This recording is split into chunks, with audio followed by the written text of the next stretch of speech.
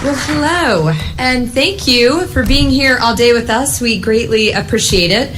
And before we welcome our final speaker of the day, I just want to thank everyone in this room for your leadership, your partnership, your commitment to collective defense. And if we could, I'd like to give you a round of applause. We greatly appreciate you being here, and we know you're going to be with us shoulder to shoulder. So thank you. So I could probably take all the time in summing up all the things that we talked about today, but I won't. Let me just hit on a few points before I introduce our speaker. So as I said earlier today, our digital lives themselves are on the line. Our cyber adversaries are working day and night to advance a mortal threat to our networks, our systems, and our national critical functions, to steal, to disrupt, to manipulate, and to destroy. Together, we will not let them succeed, and we will not falter in our efforts to fight back. This room, I am pleased to say, is full of minds that can help us solve this problem, full of experts, full of those with expertise, with experience from industry to government and beyond. And as I said, the adversaries are crowdsourcing their attacks, so we too will crowdsource our preparation and response. If anything, that is what today's summit revealed: the sheer tenacity of our will to win, of our commitment to secure cyberspace against all enemies. We've also come together to send a powerful message today. The era of cyber complacency has passed. The era of cyber consequences has begun. Whether you are a criminal or a nation state, if you breach our networks or disrupt our functions, you should be looking over your shoulder, because we will not let you get away with it. There will be costs for hacking, repercussions for stealing, and serious consequences for disrupting our systems or meddling in our democracy. Here at home, we are also coming together to raise our defenses to new heights. The National Risk Management Center we announced earlier today will allow us to move beyond routine information sharing to combat these threats, and to a stage where we can take joint action with the private sector to protect critical infrastructure and our national critical functions.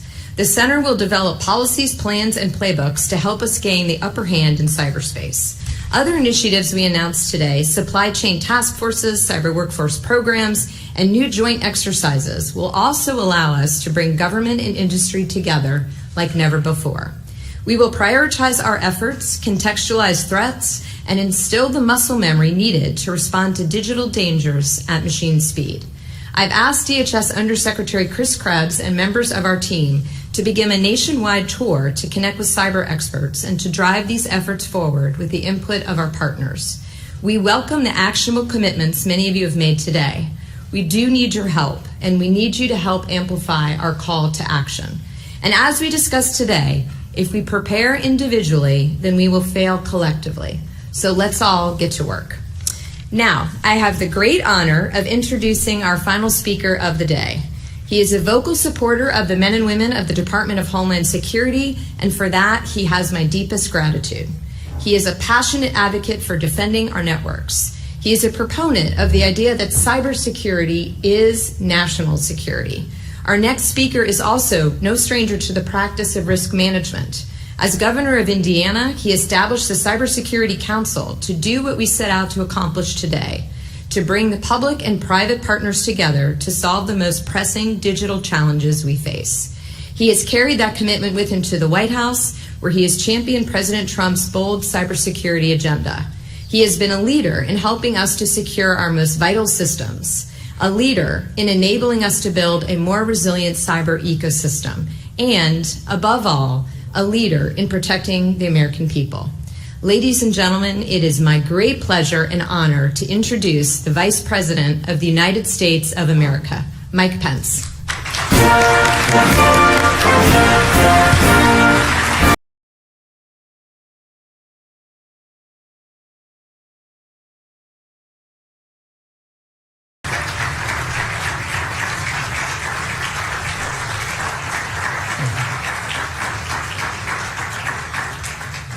Well, thank you, Secretary Nielsen. Thank you for that kind introduction and for your leadership at the Department of Homeland Security. Would you all join me in thanking Secretary Kirstjen Nielsen for her leadership and for bringing together this historic summit today.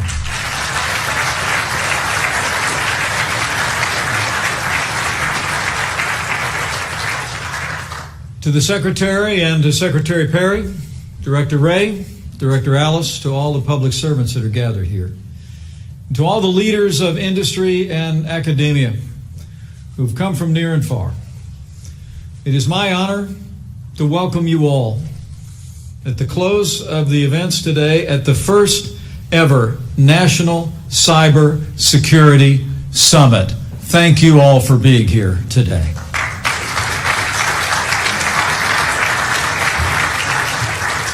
And I bring greetings and gratitude for your participation in this conference from a great champion of American security, President Donald Trump. I'm here today on behalf of the President because cybersecurity is a major focus of this administration. Over the last year, at the President's direction, we've taken unprecedented action to strengthen our digital infrastructure and defenses because we know that cybersecurity has never been more important to the American people. America depends on the digital world more with every passing day, as all the industry leaders here know too well. It's opened countless new doors of opportunity, created extraordinary new sources of prosperity, and unleashed a new era of entrepreneurship and innovation that has infused nearly every aspect of our lives and our society. Yet while this revolution has spurred new opportunities, as you all have discussed here today, it has also spawned new threats. Criminal terrorists, foreign adversaries, constantly prowling this digital domain, represent a threat to this nation. And America's digital infrastructure is under constant cyber attack.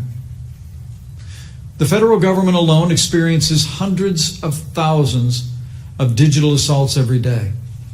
And across the entire country, the number of attacks on our digital infrastructure is impossible to calculate. Our digital foes are targeting every facet of our society. They threaten our family's privacy, like the hackers who breached the credit bureau Equifax last year and made off with the Social Security numbers and other personal information of nearly 150 million Americans. They extort our hard-earned money, as we saw in the North Korean WannaCry attack that held more than 200,000 devices in 150 countries hostage, demanding a ransom. Foreign interests also routinely steal trade secrets from some of our most important industries. As our administration's recent 301 trade investigation found, for many years, China has directed bureaucrats and businesses to find and steal our nation's intellectual property and advanced technologies, especially those pertaining to our national defense. Our cyber adversaries also seek to infiltrate our critical infrastructure, including our electrical grid, power stations, so that in some future conflict they might have the opportunity to shut down the nerve center of American energy and our national life. They also target our economy. A single Russian malware attack last year cost a major American shipping company roughly $400 million. And in 2016, cyber attacks, it is estimated, cost our economy as much as $109 billion.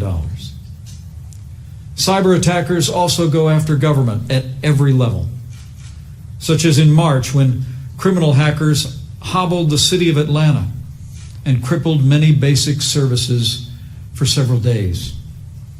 And as the American people know all too well, our adversaries increasingly use the digital world to manipulate, to divide, to chip away at our most cherished values. In the face of these threats, the American people demand and deserve the strongest possible defense, and we will give it to them.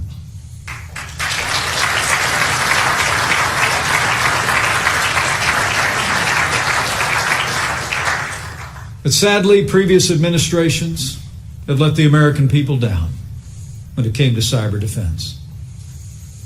At the outset of this administration, it became clear from early on, in a very real sense, we inherited a cyber crisis.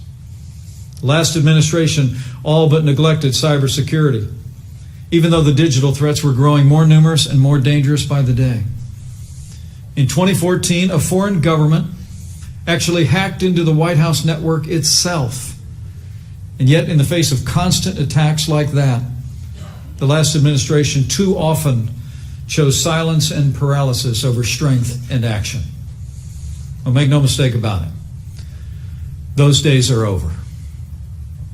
At President Trump's direction, our administration has taken decisive action to fortify America's cybersecurity capabilities.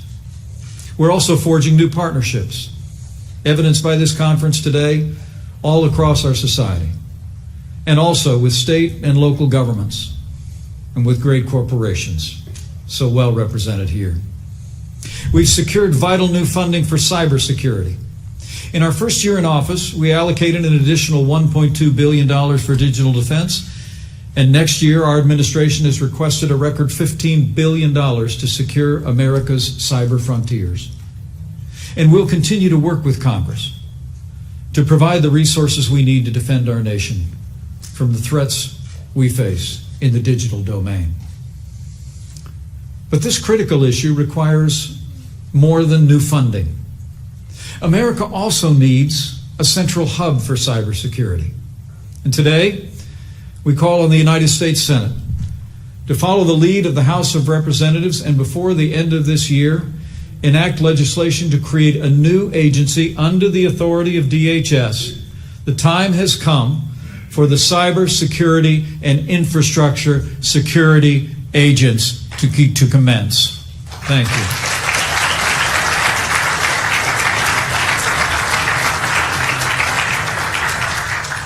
This agency will bring together the resources of our national government to focus on cybersecurity, and it's an idea whose time has come. In addition to funding and reforms, our administration is hardening federal networks as never before.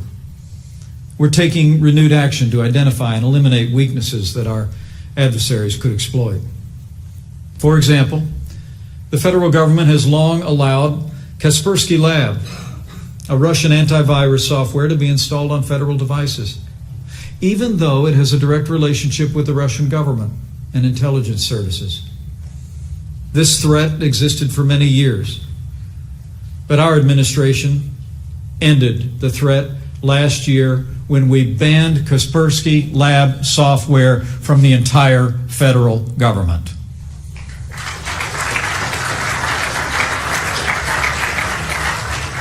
We've also dramatically increased information sharing with innovators, developers, and network defenders.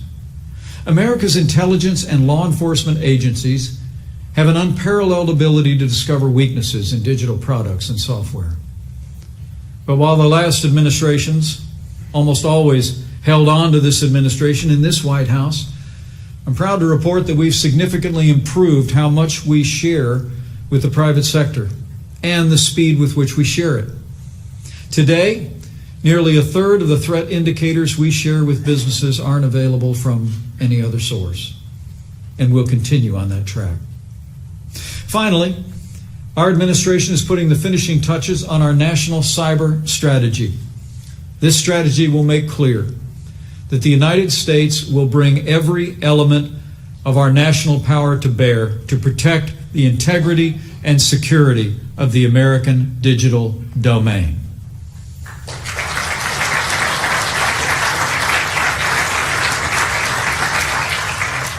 Our actions have already made our adversaries' actions more costly. And as we continue to reinforce our cyber defenses, we will deter them as never before. But as you well know, we can't prevent every assault or attack in the digital sphere. The sheer size and magnitude of the danger, combined with the rapid evolution, means that some attempts will simply slip through the cracks. Now, be assured, our government will continue to ensure the resilience of our digital infrastructure so that when these breaches may occur, we can get back on our feet fast, chart a path forward, learn from our vulnerability, and prevent the next attack. And when it comes to stopping our cyber adversaries, resilience, though, isn't enough. We also must be prepared to respond. And in this White House, I'm proud to report we are. Our administration has taken action to elevate the United States Cyber Command to a combatant command, putting it on the same level as the commands that oversee our military operations around the world. Gone are the days when America allows our adversaries to cyber attack us with impunity. Our goal remains: American security will be as dominant in the digital world as we are in the physical world.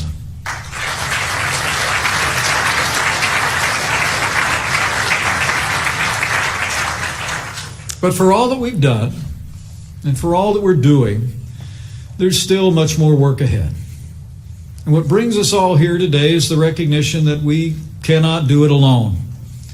Strengthening American cybersecurity does not belong solely to our national government in Washington, D.C. The greatest progress happens from the bottom up, not from the top down. And so beyond our government-wide approach, we need you. We need you to continue to partner with us for a nation-wide approach.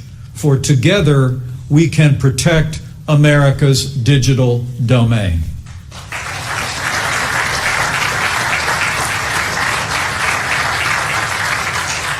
You know, it's been said cybersecurity is a team sport. It requires seamless collaboration between the federal government, state and local leaders, but also innovators, entrepreneurs, academic experts. In a word, it requires all of you in this room and all of those that you represent all across the nation. We've already taken important steps, I'm pleased to report, to improve our partnerships at every level. And in addition to this conference today, where you've heard much about those efforts, I'm particularly excited with the new initiative that Secretary Nielsen announced this morning, the National Risk Management Center. This new center will be the gateway for American companies who want to work with the federal government more closely to strengthen our shared cybersecurity.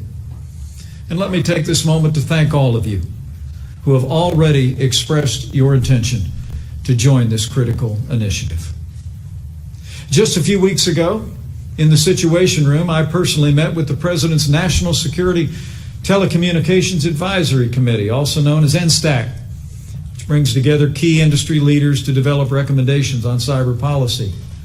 I learned then, and we'll learn more in just a few short weeks, that NSTAC will soon launch a cybersecurity moonshot initiative to focus our national energies and skills on digital dominance. Those leaders that day informed me that America won the race to the moon. And under this administration, in partnership with all of you, America will lead the way to cyber security and strength.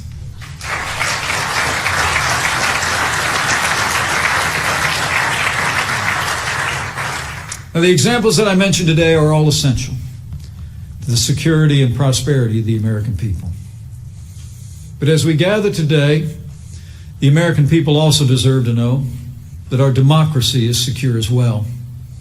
So before I close, let me speak to our administration's unprecedented action to safeguard the integrity of our elections. While other nations certainly possess the capability, the fact is, Russia meddled in our 2016 elections. That is the unambiguous judgment of our intelligence community, and as the President said, we accept the intelligence community's conclusion. Russia's goal was to sow discord and division and to weaken the American people's faith in our democracy.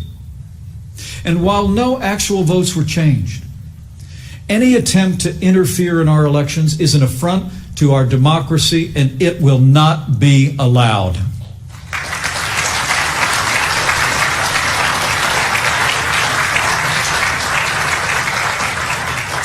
The United States of America will not tolerate any foreign interference in our elections from any nation state.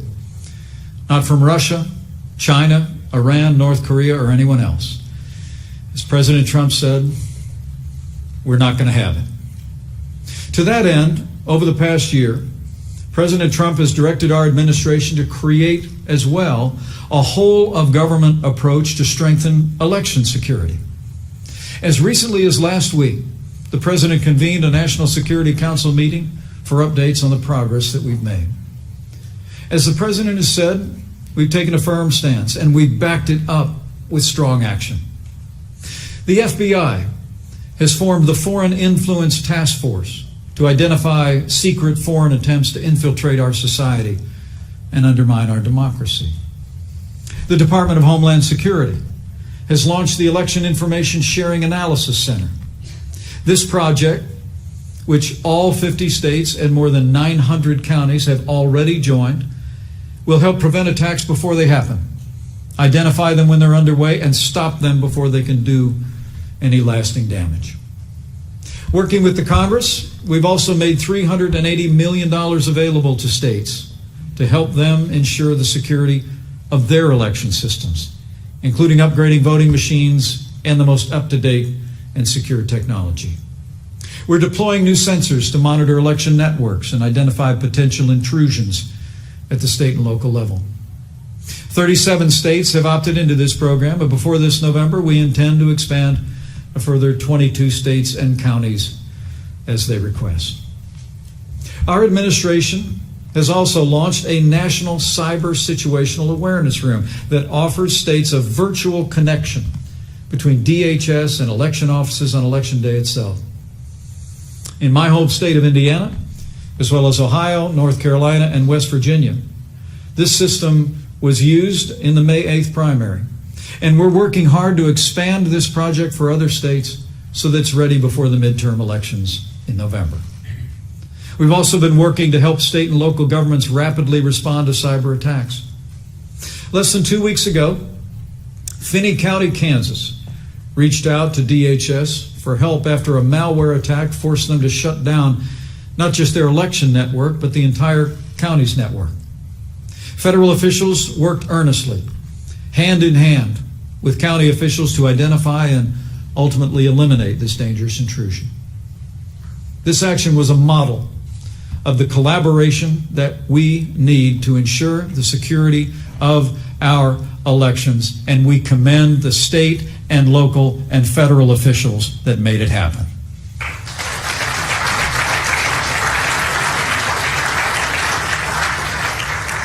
Now, make no mistake about it, our administration recognizes that elections are administered and conducted at the state and local level. This administration has already been a champion of federalism and respected the purview and the authority of our state and local officials. Yet it concerns us that many states still don't have concrete plans to upgrade their voting systems. 14 states are struggling to replace outdated voting machines that lack paper trails before the next presidential election. So today, not just as vice president, but as a former governor, I want to urge, with great respect, every state to take renewed action. Take advantage of the assistance offered by our administration. Do everything in your power to strengthen and protect your election systems. You owe your constituents that, and the American people expect nothing less.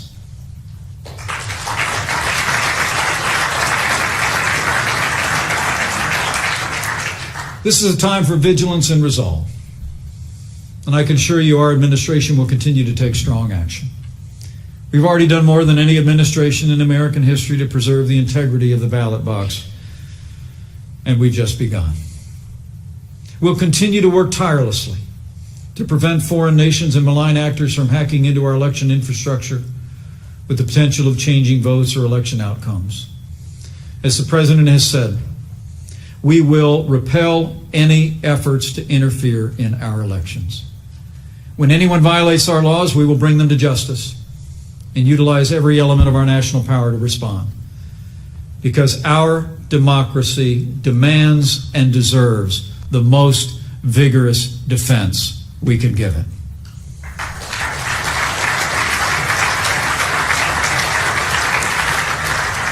Now, I want to assure you we will do this in a manner that respects the God-given liberties enshrined in our Constitution, including the freedom of speech and the freedom of the press.